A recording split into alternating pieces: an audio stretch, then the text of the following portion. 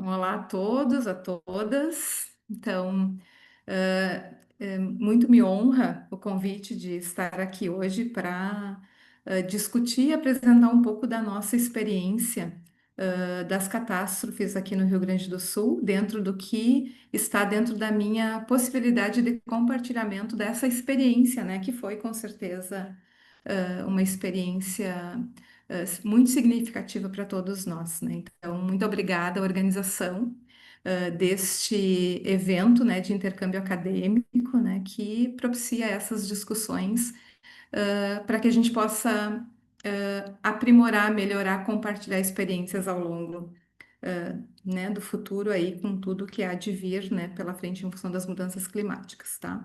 Então, nessa questão de a enfermagem, a redução dos riscos de catástrofes, respostas, recuperação, eu coloco então um pouco alguns aspectos da experiência aqui no Rio Grande do Sul, em especial aqui em Porto Alegre. A gente sabe que os desastres naturais, e a Organização Mundial de Saúde traz isso muito bem, eles são eventos catastróficos, né? E que geram impactos, né, como uma consequência séria para a saúde, sociedade, economia. E a característica também é que a resposta exigida nesses momentos, eles superam a capacidade local e causam, sim, uma disrupção social significativa, e a gente pode ver isso no segmento com os dados que eu vou apresentar aqui. Essas são imagens, então, aqui, né, do nosso estado, no Rio Grande do Sul, Brasil, em que, em pouco tempo, né, nós tivemos, então, estruturas importantes, ou cidades, né, que foram, então, devastadas pelas enchentes e inundações. Esses, noticiados na mídia, né, e esse evento, ele impactou porque ele também além de toda a devastação, ele também impediu a comunicação, e o trânsito, né, nas saídas de vários municípios, né? Então, aqui, por exemplo, imagens de Porto Alegre com estação rodoviária, né, inundada, aeroporto inundado, né, estradas em que no transbordamento dos rios, né, foram devastadas, impedindo, né, tivemos cidades que ficaram ilhadas, né, por um determinado período, e até hoje nós temos, então, várias vias de trânsito, né, rodovias, enfim, que ainda não foram recuperadas. Então, realmente é um impacto que não é só para aquele momento, mas ao longo de ao longo de muito tempo, né? A gente tem dados, sim, que são publicados, né, nesse site, né, no Emergency Events Database, em que trabalha, então, os dados no mundo, e se a gente for olhar, né, esses dados são disponíveis, se a gente for olhar as pessoas afetadas por desastres naturais de 1965 a abril de 2024, que é onde a gente tem, não tem atualização maior do que esta, a gente tinha ali 671 milhões de pessoas, né? E só em 2024, até abril de 2024, a gente tinha 12,5 milhões de pessoas afetadas, né? Então, se a gente pegar esse período dos desastres de enchentes e inundações, a gente teve então 293 milhões de pessoas, né, só nesse tipo de desastre natural. E 2024 a gente teve 1 milhão de pessoas afetadas por enchentes e inundações. Quando a gente pega os dados aqui do Brasil, então a gente tem esse Atlas Digital de Desastres no Brasil, a gente, se olhar o período de 91 a 2023, 24, né? Um pouquinho de 24, a gente teve um registro aqui de 2.992 ocorrências e 115 óbitos. Agora, se a gente olhar no período de 2020 a 2023, a gente percebe que 22%, né, quase 23% das ocorrências aconteceram neste período. E 41,7% dos óbitos também nesse período de 2020 a 2023, né, relacionados a inundações, enxurradas, chuvas e alagamentos. Então, realmente os impactos que a gente tem na atualidade, eles estão mais severos, né? Também quando nesse mesmo análise, né, a gente vê que as Américas, né, estão entre os locais de maior desastres, né, e o Brasil, no caso, né, está aí entre os principais países atingidos pela questão de desastres naturais. Se a gente pegar na experiência do Rio Grande do Sul, a gente teve de 2001 a 2022 170 eventos ligados a enchentes, né? Se a gente pegar o ano de 2023, a gente teve quase isso, né? Em um único ano, 164 ocorrências, né? De enchentes e inundações. Então, com certeza, os últimos anos eles são impactantes, assim, para a ocorrência disso. Bom, e aí a gente se pergunta, bom, isso não é um fator isolado, mas a gente tem alguns dados assim aqui do Rio Grande do Sul que a gente pode compartilhar. Então, por exemplo, em setembro de 2023, a gente já teve um evento de enchentes e inundações que afetou mais de 100 municípios. A gente teve 30 pessoas que morreram em função disso, 38 mil desabrigados e 1,33 milhões de pessoas afetadas, né? E esse impacto de setembro, ele não nos ajudou a nos preparar para o que aconteceu, né, menos de um ano depois, né? Em maio de 2024. Então, a gente teve, foi um evento hidrológico sem precedentes no estado, com níveis elevados de água por mais de, né, cerca de 30 dias, mais ou menos, com 78, quase 79 mil pessoas desabrigadas, 183 mortes confirmadas e 2,4 milhões de pessoas afetadas, com quase 500 municípios em situação de emergência.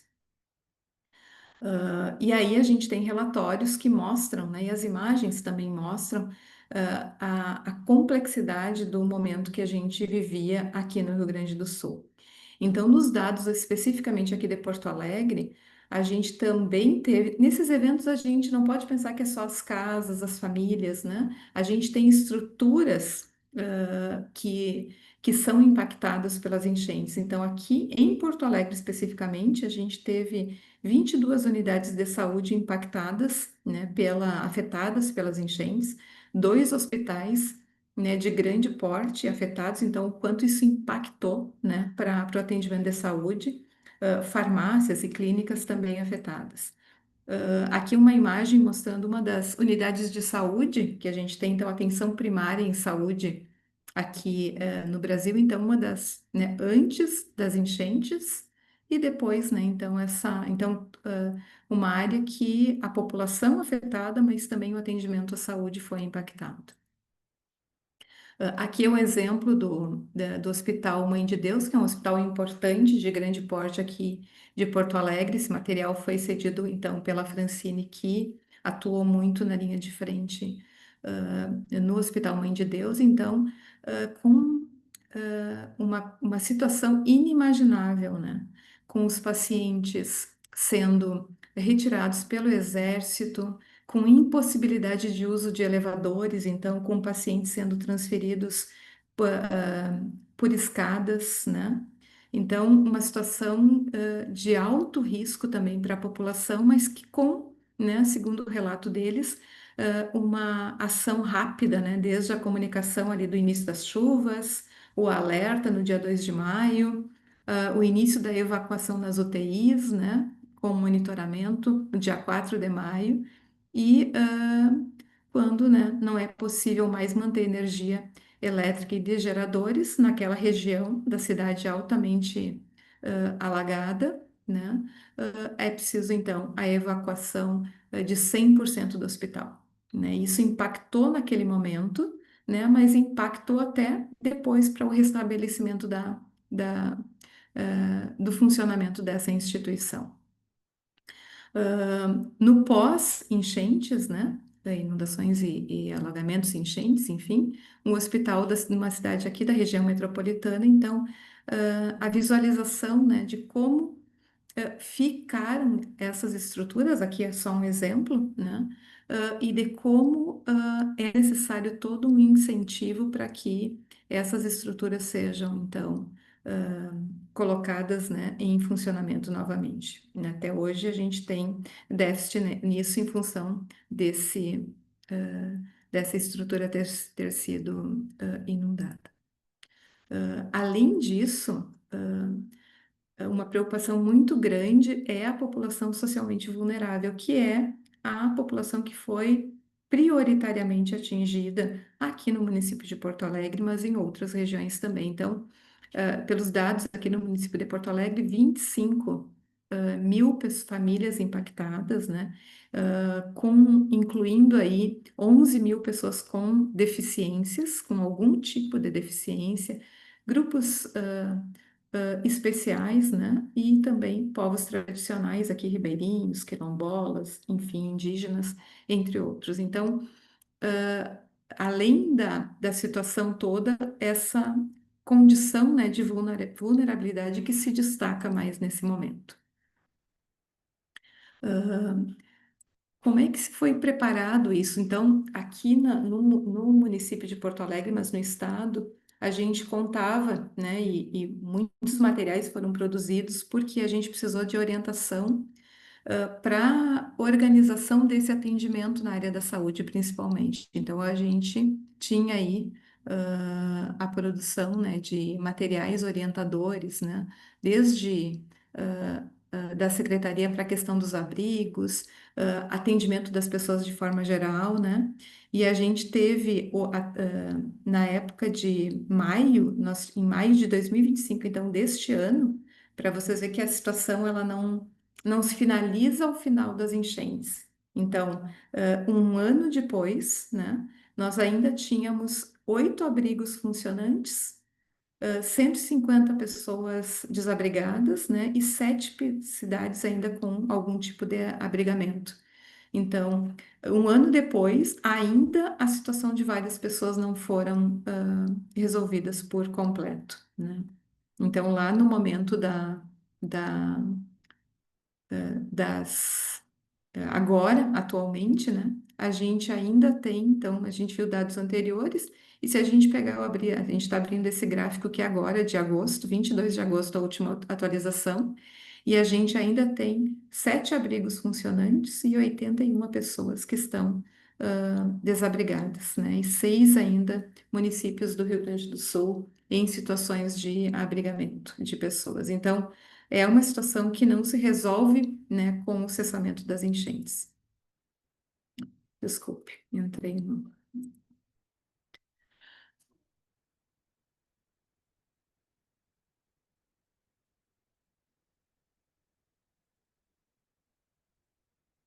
Então, aqui imagens também que já foram bastante divulgadas, mas que mostram um pouco da situação, né, na cidade de Porto Alegre.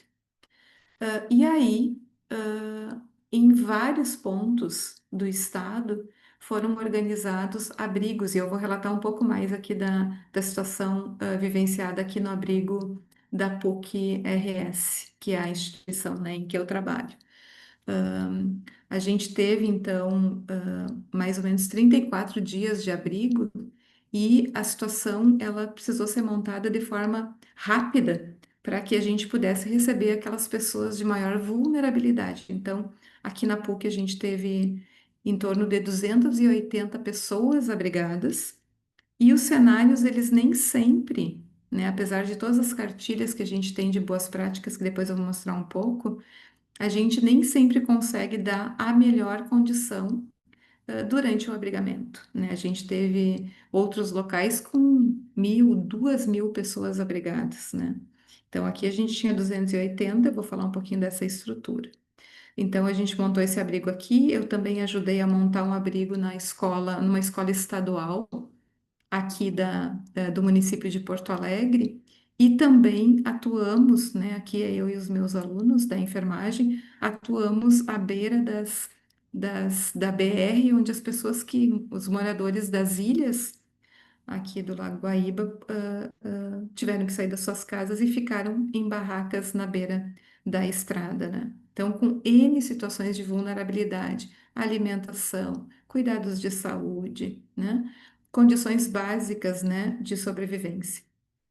Quando a gente fala de abrigos em escola, a gente tem que se preocupar porque nessa escola, por exemplo, a gente teve pessoas com deficiência e quem estava na linha de frente da recepção dessas pessoas eram professores, né? Então, a montagem de uma equipe de saúde nesses locais, ela se torna super, né, fundamental, porque existem necessidades, né? Então, pessoas com autismo, pessoas com deficiência, pessoas com lesões, né? Pessoas com história de doenças crônicas não transmissíveis, de doenças transmissíveis. Então, é uma série de elementos que se compõem quando tu abriga, né? E aqui mostra um pouco do nosso abrigo aqui na PUC. Então, quando a gente montou esse abrigo rapidamente, a gente tinha organizado ele todo direitinho, com colchões, numeração, pulseira de identificação, como a gente pegou um pouquinho da experiência de identificação nos hospitais, e a gente levou essa experiência para o abrigo, porque a gente sabia que era preciso identificar, era preciso organizar. Mas um ponto importante é que a gente não consegue manter a privacidade das pessoas. Então, eram pessoas que se conheciam, que eram do mesmo bairro ou que nem se conheciam e que passaram, então, a ter que desenvolver habilidades aí de convivência, né? E disposição também, porque não se tem um local específico e privativo, né, para cada família, por exemplo. Na escola, a gente conseguiu colocar quartos, as salas de aulas foram transformadas em quartos, então a gente procurava agregar as famílias, mas nem sempre isso foi possível. Então, aqui eu já falei, né, 280 pessoas que foram abrigadas por mais de 30 dias aqui e ainda também se preocupou com o espaço pet, onde a gente pudesse receber os animais, enfim, que precisavam desse acolhimento. Nessa experiência do abrigo, né, a gente tinha alguns pontos favoráveis, porque a universidade ela é composta por vários cursos da área da saúde, e a gente também tem uma unidade de atenção primária e temos também um hospital de grande porte. Então, nós conseguimos mobilizar com os 10 cursos da área da saúde, mais curso de medicina, que aqui são escolas diferentes, a gente conseguiu mobilizar professores e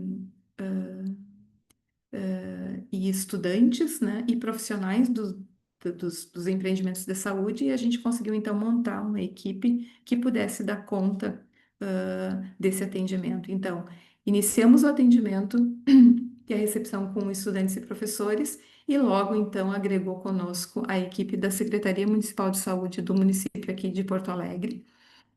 A gente também teve uma organização do cuidado pelo sistema, então foi possível, em função da vinda das equipes da Secretaria Municipal de Saúde, manter um sistema de informação via sistema ESUS, né, em que a gente conseguia então resgatar o histórico de saúde das pessoas abrigadas e também conseguia garantir essa longitudinalidade e continuidade do cuidado. Então, o que foi estabelecido ali pode ser continuado depois nos atendimentos nas unidades básicas de saúde. Então, aqui a gente contava com equipes, né, multiprofissionais que conseguiram dar conta, então, dessa expertise. A gente teve alguns pontos de atenção, né, que foram os primeiros desafios, que foi a estabilização de situações clínicas. Imagina, nós estamos dentro da PUC com toda essa estrutura. Imagina as dificuldades enfrentadas nos vários abrigos ao longo do estado que não tinham uma estrutura de atendimento à saúde das pessoas. A identificação de situações críticas, né? Então, estabilização, mas também identificação de novas situações que poderiam ser importantes no atendimento daquelas pessoas. E a organização do cuidado. Então, como organizar, qual é o sistema, qual é a metodologia de cuidado, uma vez que não era um ambiente hospitalar, não era um ambiente de atenção primária, e sim era um ambiente de abrigagem, então, ou seja, em que as pessoas viviam com as suas rotinas muito próximas da sua vida no seu domicílio.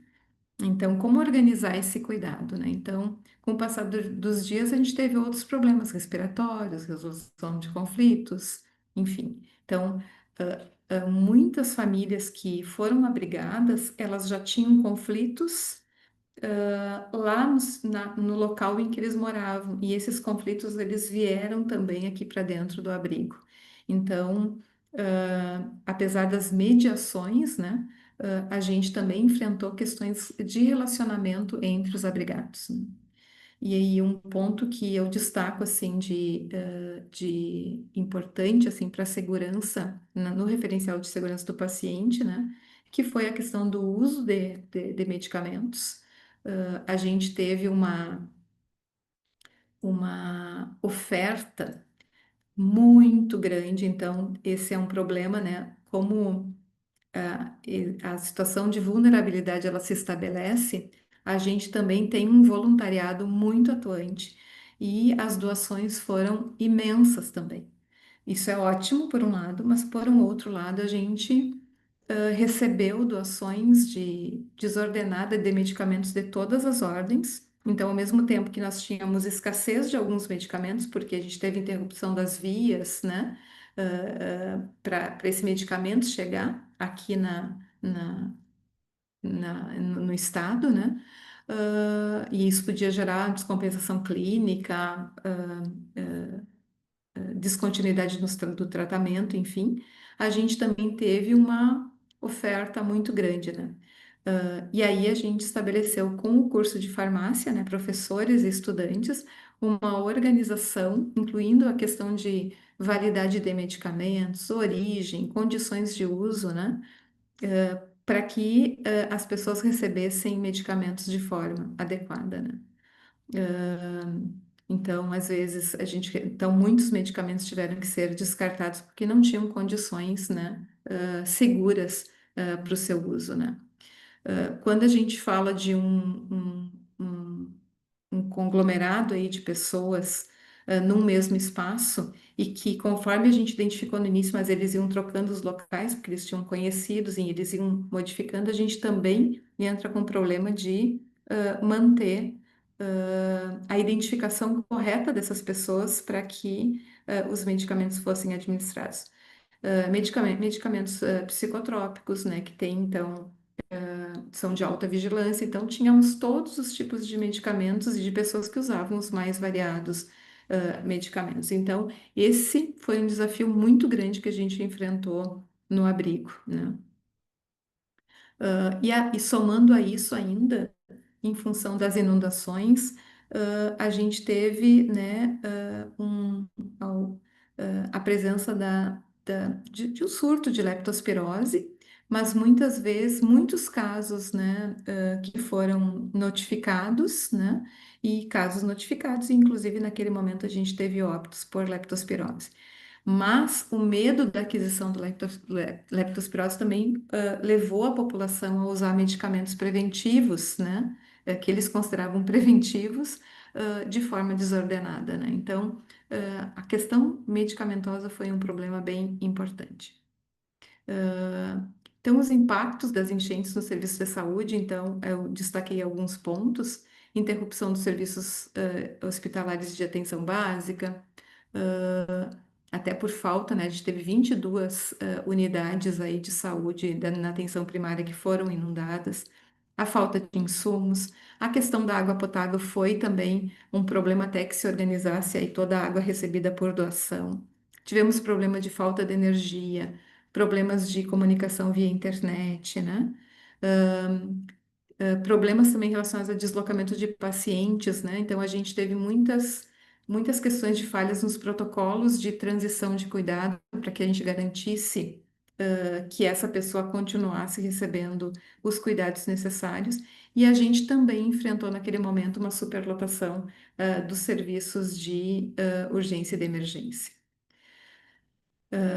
Além disso, né, a gente também, nós não temos os dados disso, né, mas nos preocupamos com o aumento dos riscos de eventos adversos relacionados a medicamentos, a quedas, a infecções, falhas de protocolos, né, de higienização, dificuldades na identificação correta.